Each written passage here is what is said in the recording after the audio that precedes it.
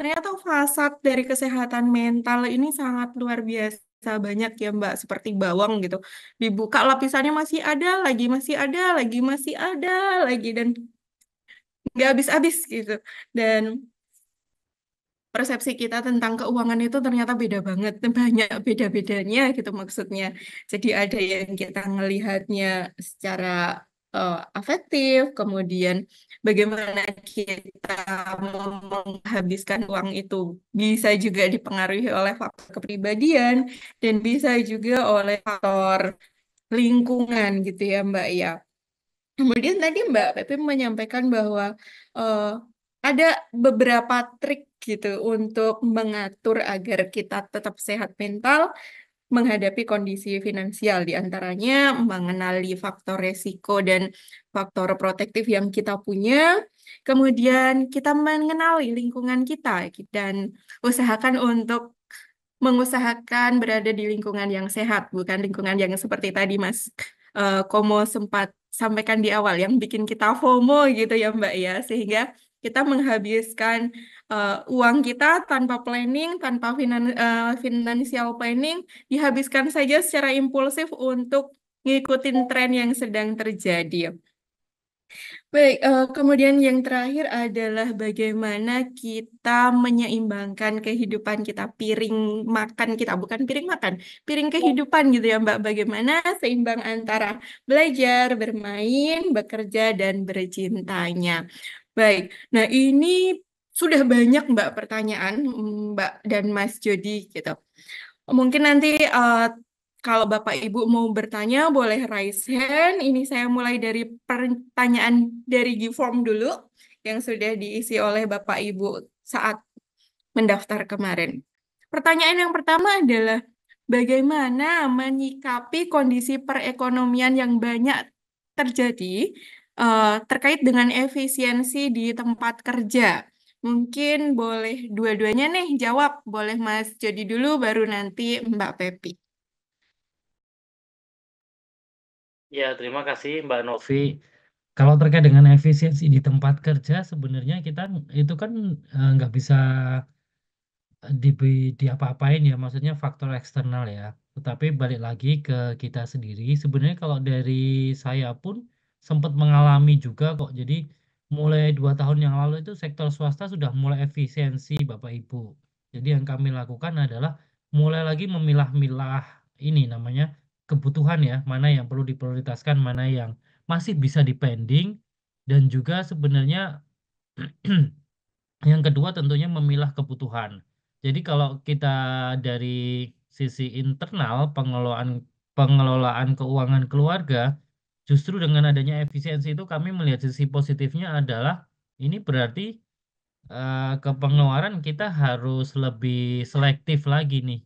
Jadi jangan sampai sudah ada efisiensi tapi kitanya di dalam keluarga malah jor-joran, kan ini tidak seimbang. Jadi ini sekaligus menjadi muhasabah kami di keluarga.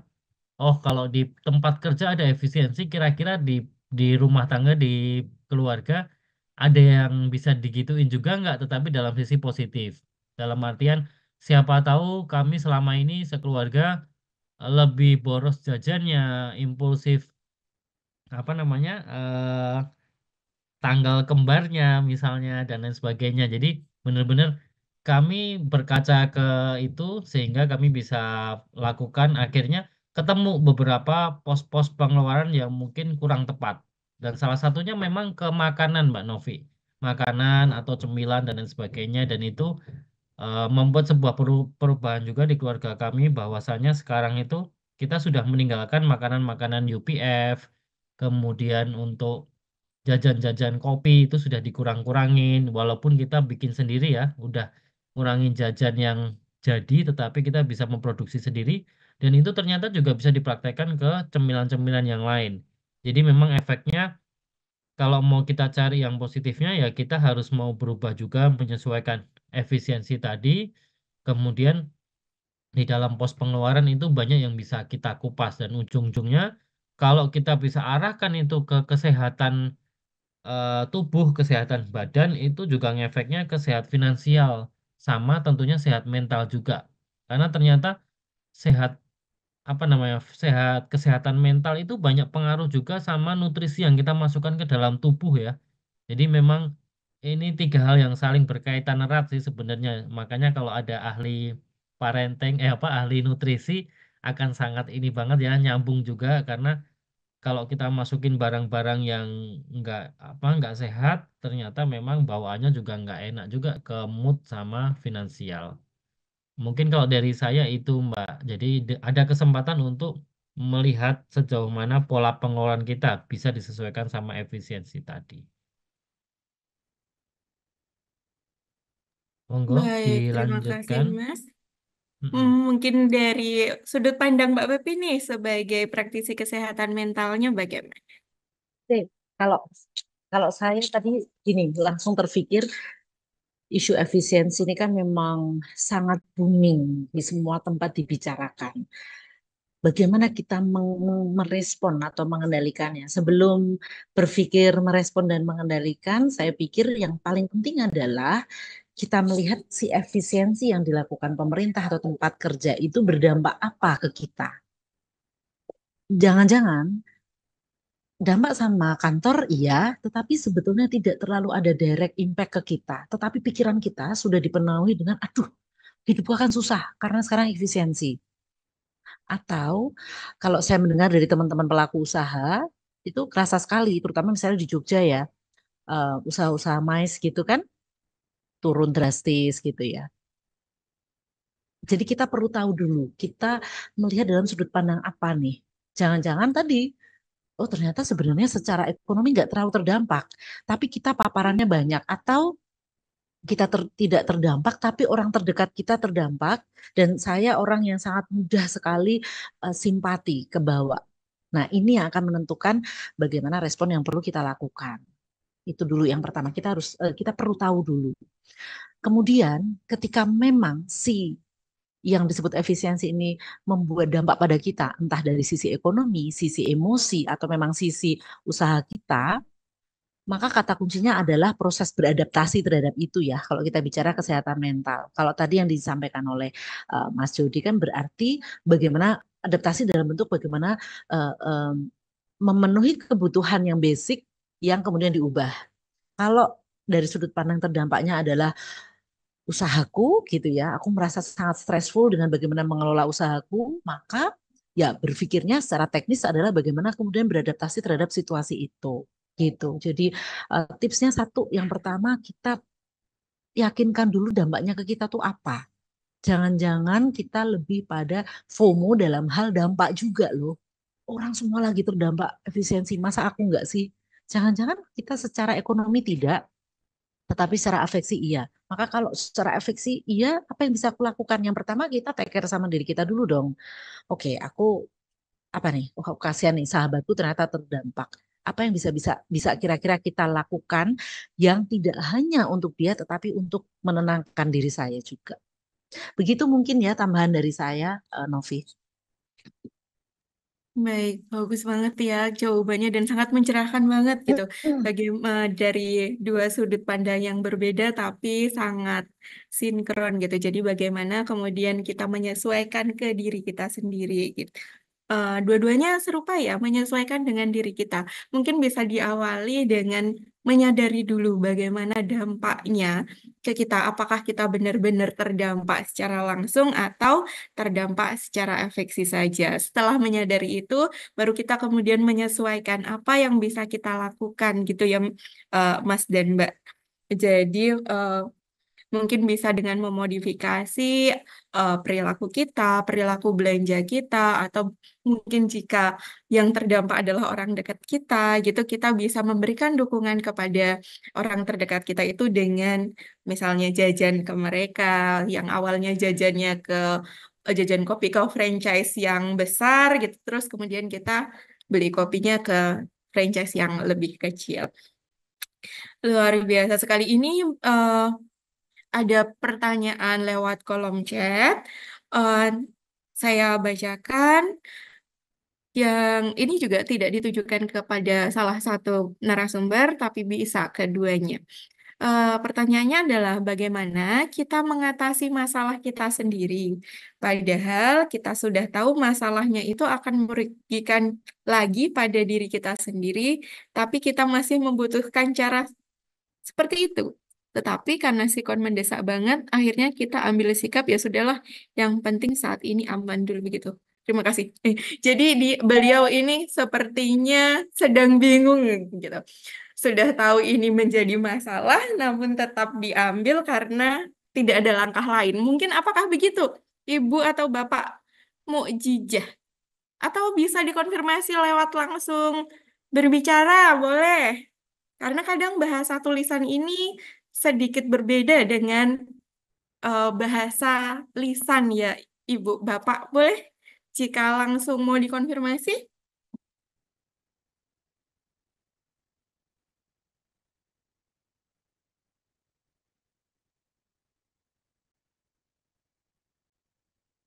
Oh, sudah betul banget.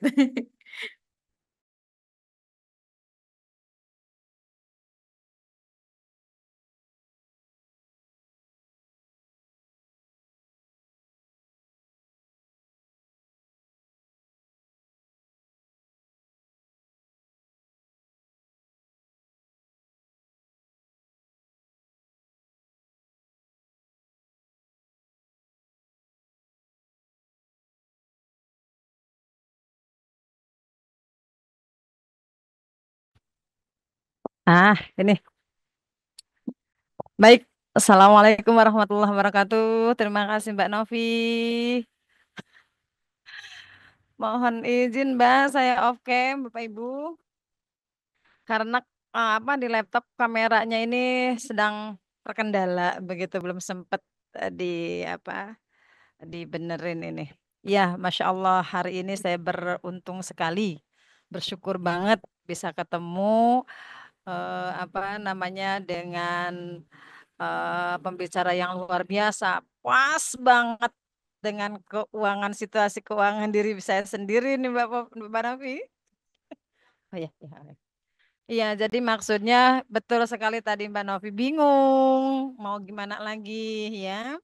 Kita sudah tahu tuh banyak nih yang ngobrol kayak gitu. Mau gimana lagi Bu? Kita sudah tahu itu akan menimbulkan masalah kita. Tapi kayaknya kalau nggak ngambil yang cepet tuh jalannya itu masalah ini nggak ketutup gitu lah. Kasarnya mah.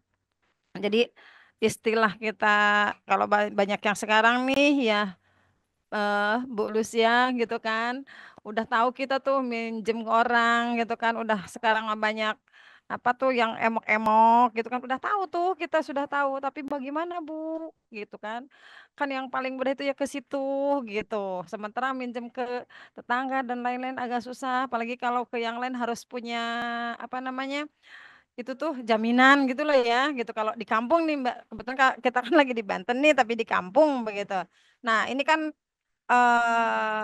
apa kita inginnya sih membantu teman-teman ya kita semualah terutama diri saya sendiri bagaimana menghilangkan kebiasaan itu sedikit dengan sedikit gitu kan dengan kondisi keuangan kita yang tadi kalau bahasa kita mau waduh menulis dengan ABCD penghasilan sekian dan apa demikian gitu kan akan kelihatan. Nah, pada akhirnya ibu boro-boro harus nulis kayak gitu kan penghasilan kita segini tapi kita juga kebutuhannya segini. Nah, seperti itu Mbak Novi, Bu Lucia, mohon maaf ini mungkin ya bahasanya agak aneh gitu ya di Banten Mada seperti itu.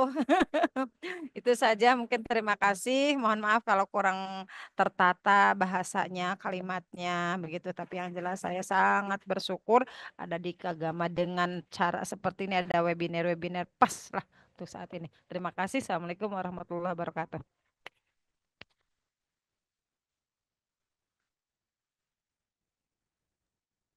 Baik, mungkin bisa langsung direspon. Boleh siapa dulu? Mau Mbak Pepi dulu atau Mas Jadi dulu nih?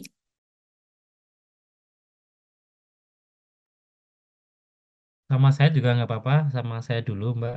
Kalau terkait dengan tadi Bu Mujizah ya, terkait dengan apa permasalahan yang seperti itu, sebenarnya kalau itu kan masuk ke ini ya, kalau pertanyaannya terkait dengan ini bisa terjadi lagi berulang kali, Bisa jadi memang antara yang pertama adalah lingkungan, yang kedua adalah kontrol diri biasanya. Memang ini agak sulit ya.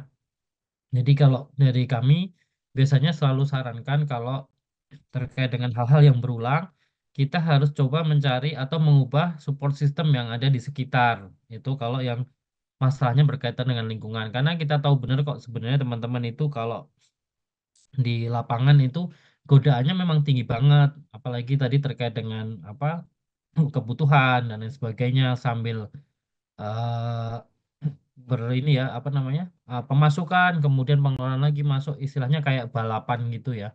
Jadi memang kita coba sarankan untuk ganti support system. Selama ini yang sudah pernah ngasih support system siapa aja, apakah pasangan, apakah keluarga dan lain sebagainya.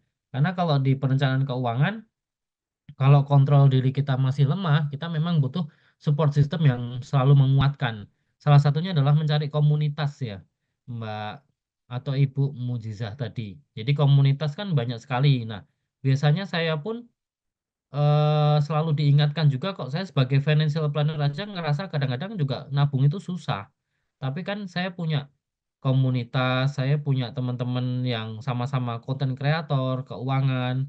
Saya melihat konten-konten yang, oh ini orang ini bisa nabung loh, orang ini bisa konsisten, orang ini bisa apa namanya bisa berhasil mengumpulkan setelah bertahun-tahun dan dari situ saya kan juga bikin konten-konten ini sebagai upaya menyadarkan diri saya sendiri biar selalu aware, biar selalu ingat. Apalagi kalau saya ketemu klien itu seminggu sekali, jadi saya selalu berkaca punya saya ini udah benar atau belum. Minggu ini saya sudah merencanakan dengan baik, sudah evaluasi atau belum, karena saya selalu mengerjakan punya klien saya. Jadi memang ada ikhtiar-ikhtiar untuk saling mereminder, Mbak atau Ibu ya, upaya-upaya untuk saling mengingatkan. Maka dari itu kita butuh mengganti tadi, entah itu support system utama atau mencari komunitas-komunitas yang memang konstruktif. Nah, kemudian kalau yang kedua terkait dengan kontrol diri, mungkin Mbak Pepi nanti akan bisa menjelaskan ya, gimana kita bisa tidak masuk ke dalam masalah yang sama lagi. Mungkin kurang lebih seperti itu. Baik, Mas. Terima kasih ya. Jadi kalau memang dorongannya dari lingkungan yang menjadi eh, sumber sumber bayinya, masalahnya itu dari lingkungan, dimodifikasi lingkungannya, diganti boleh nih lingkungannya setelah kita kenali sumbernya ya. Baik, untuk berikutnya nih dari sudut pandang psikologinya, silakan Mbak Pepi. Iya, menambahkan ya, karena sebetulnya yang disampaikan oleh Mas Jody tadi kan juga ada bahwa memang bagaimana kita punya sikap kontrol diri itu juga dikontribusikan oleh orang di sekitar kita gitu. Kalau kita orang yang mudah dipengaruhi, mudah terpengaruh oleh lingkungan, maka memang lingkungan akan membuat kita mudah melakukan hal-hal yang bisa saja kita tidak mau, tapi kita lakukan, gitu ya. Nah, tadi kalau saya mendengar dari yang disampaikan, dugaan saya merasa sulit karena apa? Sedang dalam situasi itu. Artinya gini, lah ini aku memang harus menyelesaikan dulu. Maka kita kayak nggak bisa berpikir bahwa yang disampaikan di sini tuh visible atau memungkinkan dilakukan. Dan memang secara psikologis ketika kita dalam situasi tertekan, ada situasi yang sedang bermasalah, mode awalnya adalah survival dulu. Bisa saja ada orang-orang yang belum bisa langsung pada menyelesaikan masalah. Jadi maksud saya begini, kalau memang sedang butuh banget, itu memang kalau diajak untuk melakukan sesuatu yang sehat seringkali nggak mudah. Maka kalau sekarang kita sedang nggak punya masalah itu, tetapi kita punya kerentanan untuk masuk pada situasi tersebut, nah ini saat yang pas untuk melatih. Melatih yang disampaikan oleh Mas Jody tadi ya, apa mencari lingkungan yang lebih sehat. Mungkin nggak benar-benar aku pindah lingkungan, tetapi lingkungan yang lama tetap dulu, terus aku mulai cari tuh lingkungan yang sehat gitu. Terus pendapatan atau pemasukanku berapa duit sih? Katakanlah cuma 1 juta 2 juta. Iya, coba aja nulis gitu. Secara psikologis ini adalah bagaimana kita mencoba namanya experiencing something yang baru sehingga membuat kita punya rasa bahwa aku bisa loh. Jadi persoalan manusia itu seringkali kita dibutakan oleh pikiran kita. Kayaknya nggak mungkin deh yang disampaikan. Emang udah pernah? Belum. Kok bisa memutuskan bahwa itu nggak mungkin? Jadi tambahan saya adalah apa yang tadi disampaikan dalam konteks pengelolaan ekonomi. Mari kita nggak hanya ada dalam pikiran kita mungkin atau nggak mungkin, tapi dicoba dulu. Kemudian dilihat, di-adjust, disesuaikan dengan diri kita sehingga bisa ada dampak gitu buat diri kita. Mungkin lebih ke seperti itu ya, Mbak Novi. Baik, jadi tidak hanya dipikirkan semua yang sudah dipelajari hari ini ya, Mbak, dilakukan juga, dialami dulu, terus disesuaikan dengan situasi dan kondisi yang sedang kita alami saat ini, sehingga tidak habis di pikiran aja, tidak kemudian waktunya terhabis di aku bisa nggak ya, kayaknya nggak bisa nih, tapi langsung doing gitu, kayak kata pepatah learning by doing gitu, ya Mbak dan Mas. Eh, Baik, ada pertanyaan selanjutnya. Tadi Ibu Atika Marwa sudah raise hand ya, mungkin bisa langsung saja disampaikan Ibu Atika.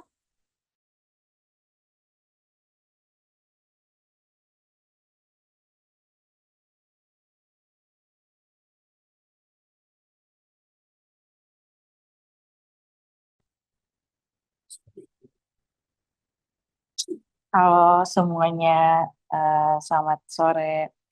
Yang pertama untuk Bapak Herika, saya punya pertanyaan terkait instrumen investasi. Bagaimana cara memilih yang aman dan menguntungkan? Soalnya kan kalau misalnya kita pilih saham kan pasti ada naik turunnya tuh. Tapi kalau misalnya kita mau yang aman, kita bisa pakai reksadana. Jadi ada tips dan trik nggak? Terus kalau untuk yang kedua, eh, untuk apa Mbak Lucia. Jadi saya itu impulsif buying banget kalau misalkan untuk makanan gitu. Nah, gimana cara merem impulsif buying tersebut? Terima kasih. Baik, Baik, karena terima sudah langsung kasih. spesifik. Nah, langsung kita jawab aja. Kalau terkait dengan apa reksadana sebenarnya iya itu untuk yang resikonya rendah dan biasanya kami pakai untuk tujuan keuangan jangka pendek atau menengah karena memang relatif lebih stabil ya Mbak ya daripada saham. Kalau reksadana itu pilih yang pendapatan tetap dan reksadana pasar uang. Kalau yang reksadana campuran atau reksadana saham itu juga cukup cukup fluktuatif, jadi naik turun juga seperti saham. Nah, kalau saham itu dengan apa namanya profil yang resikonya tinggi, naik turun dalam jangka waktu pendek, memang cocoknya kami sarankan untuk tujuan keuangan jangka panjang atau minimal minimal mungkin 10 tahun. 10 tahun atau mungkin di atas itu ya. Jadi kalau saham biasanya kita pilih yang secara fundamental perusahaannya bagus dan itu mau nggak mau kita harus cek dulu di laporan keuangannya. Kira-kira kinerjanya, labanya bagaimana, kemudian ekspansinya seperti apa dan lain sebagainya. Karena kalau sahamnya perusahaan-perusahaan yang secara laporan keuangan nggak bagus, mungkin harganya kadang-kadang naik turun bagus bisa memberikan keuntungan, tetapi dalam jangka panjang itu tidak stabil atau tidak sustain. Makanya kita pilih memang perusahaan-perusahaan yang memang sudah stabil dengan laporan keuangan yang bagus juga. Nah, makanya itu nggak bisa kalau cuma setahun 2 tahun untuk kita pegang. Kadang-kadang kita butuh waktu memang. Jadi misalkan kayak saham-saham perbankan yang saat ini ada di Indonesia, itu kalau dalam jangka waktu 10 tahun itu biasanya bagus Mbak hasilnya karena sudah ada histori bagus ya sehingga kedepannya itu kita bisa melihat itu sebagai proyeksi nanti kinerjanya akan bagus juga walaupun tidak jamin juga 100% bagus. Jadi kurang lebih seperti itu. Intinya kalau investasi memang tidak ada yang pasti sih. Jadi mau tidak mau kita harus menyisakan ruang untuk resiko itu tadi dan juga sesuaikan dengan profil kita karena tidak setiap orang itu mampu menanggung resiko yang sama terkait dengan loss atau minusnya. Mungkin itu aja Mbak Novi.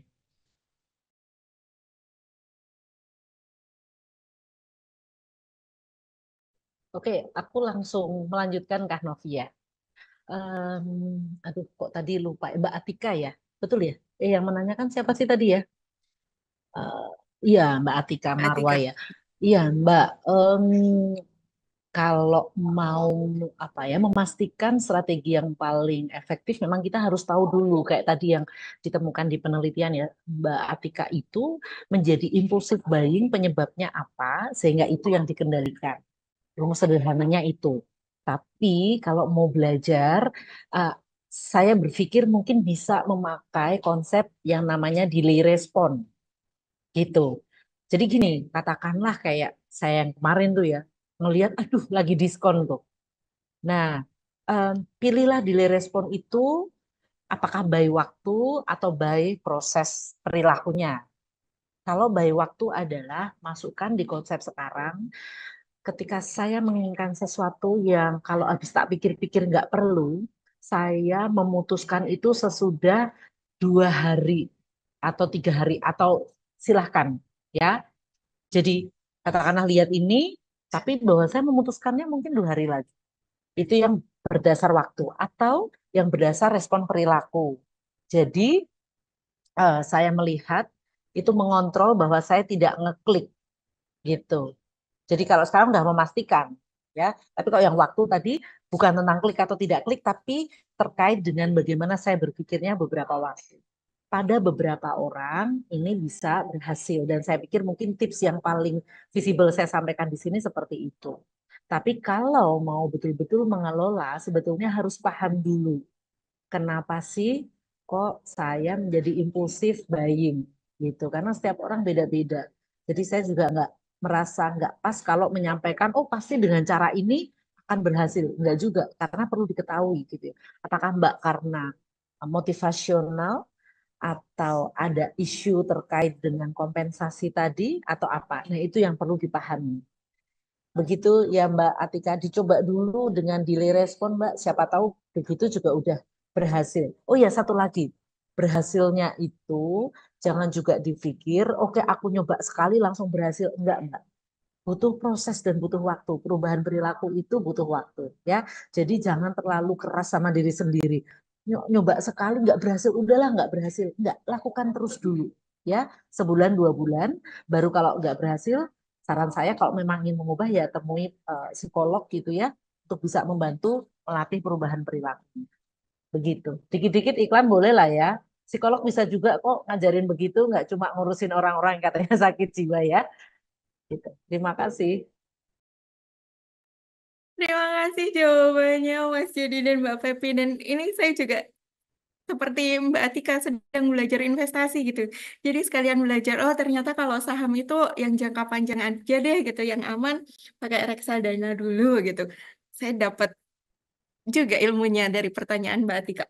Eh, dan ya untuk mengontrol impulsif buying, delay respon, saya juga melakukannya Mbak Pepi. Jadi kalau belanja online, saya masukkan dulu di keranjang, tapi checkoutnya ntar-ntar gitu.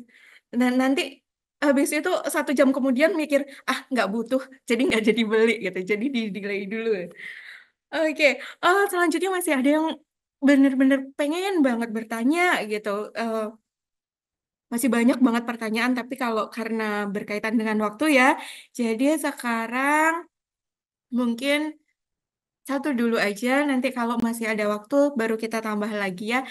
Eh, Ibu atau Bapak ini, Fajariyat, gitu. Silahkan, boleh disampaikan dengan open mic. Oke, baik.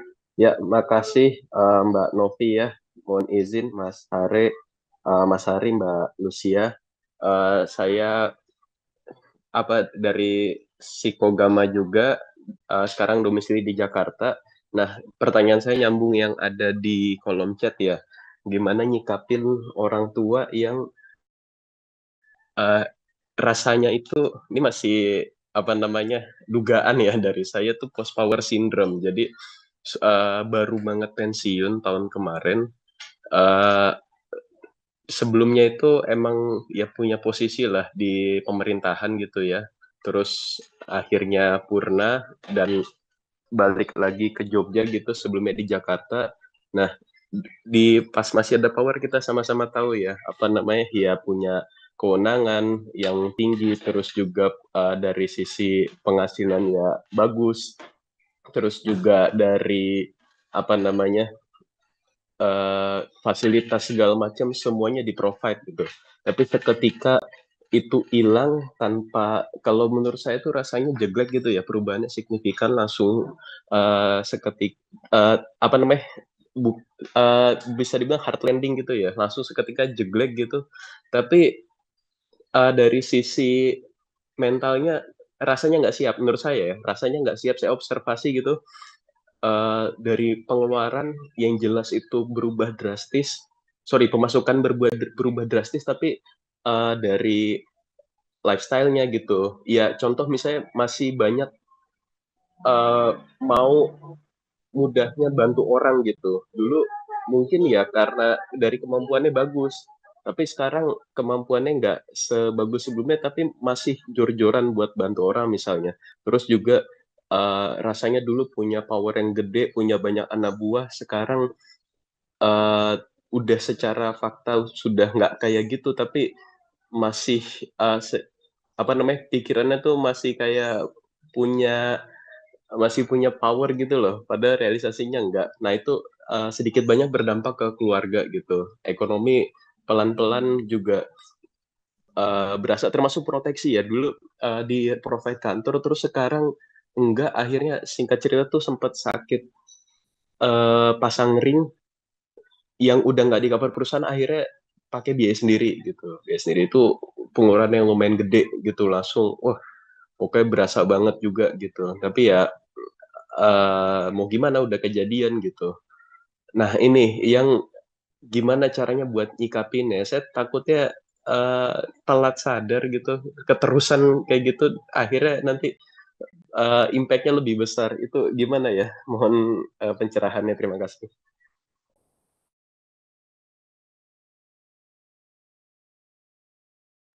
Baik, boleh langsung saja mungkin kalau dari tadi Mas Jody dulu, sekarang dari Mbak Fefi dulu deh. Baik, terima kasih. Dari yang digambarkan itu kan sebetulnya kita bisa juga membayangkan situasi dari Bapak ya, berarti ya, bahwa ada yang tercerabut dan itu nggak sedikit gitu. Jabatan, kondisi fasilitas, kenyamanan, ekonomi, aksesibilitas, nilai sosial gitu. Jadi memang kan tadi juga posisinya belum tahu bahwa apakah betul post power syndrome atau belum, dan semoga saja bukan ya. Tapi yang jelas memang seseorang dengan situasi bekerja saja tanpa jabatan ketika tidak bekerja lagi itu pun sudah pasti tidak nyaman karena apa? Ada sesuatu yang dia tercabut dari kehidupannya. Apalagi kalau yang hilang itu sesuatu yang selama ini menyamankan, ya kan? Nah, kata kunci yang pertama adalah bantu untuk adaptasi gitu. Nah, ini tentang sebentar. Maaf ya, ada iklan sedikit. Anak saya mengambil gelas takut pecah ya. Mohon maaf, ada iklan. Nah, jadi bantu dia adaptasi. Nah, untuk bisa tahu adaptasinya apa, mungkin ini sesuatu yang kalau bisa orang terdekatnya, kalau nggak salah saya tadi mendengar Bapak kan juga psikogama ya, ingat-ingat kembali teori-teori psikologi, mungkin nggak harus lompat ke post power syndrome karena belum tentu post power syndrome, tetapi yang pasti adalah kebutuhan untuk dibantu beradaptasi pada situasi barunya. Karena apapun yang sudah lanjut usia, daya adaptasinya kemungkinan tidak selenting dulu gitu. Jadi dibantu. Tandanya apa ya tadi? Misalnya apa sih yang indikator atau situasi yang membuat dia itu nggak nyaman saat ini? Diajak bicara tentang bagaimana ya supaya Bapak lebih nyaman. Dihadirkan situasi itu. Jangan-jangan ketidaknyaman karena dia nggak punya akses teman-teman lagi. Oh, mungkin dibantu dicarikan komunitas. Oh, mungkin nggak nyaman karena tadi yang sudah terlihat dia nggak punya lagi kuasa untuk nyuruh-nyuruh orang. Coba ditanya, dia punya kebutuhan apa kok harus nyuruh-nyuruh? Oh, ternyata ya dia kesulitan untuk apa ya menata di rumah atau sesuatu yang lain. Itu yang kita bantu. Artinya kata kunci pertama saya pikir adalah kita bantu untuk beradaptasi. Yang kedua, em, situasi yang juga beberapa riset menemukan adalah dukungan sosial. Mungkin keluarga merasa sudah sangat mendukung, tapi jangan-jangan dukungan sosial yang diharapkan itu hal yang lain, kayak teman-teman, kayak misalnya dia bisa terakses kembali. Nah, mungkin bisa juga kita bantu dengan itu. Lagi-lagi eh, dicoba untuk di-customize sesuai dengan kondisi Bapak. Apa yang hilang, apa yang sangat ingin dibutuhkan. Nah, itu kemudian kita bantu cari substitusinya. Karena kalau persis kayak zaman dulu ya susah ya. Tetapi substitusinya apa tuh yang bisa kita bantu cari? Semoga membantu ya.